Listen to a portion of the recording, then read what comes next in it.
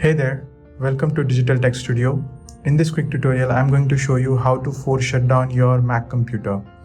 Say suppose your Mac computer is not responding or is been crashed continuously.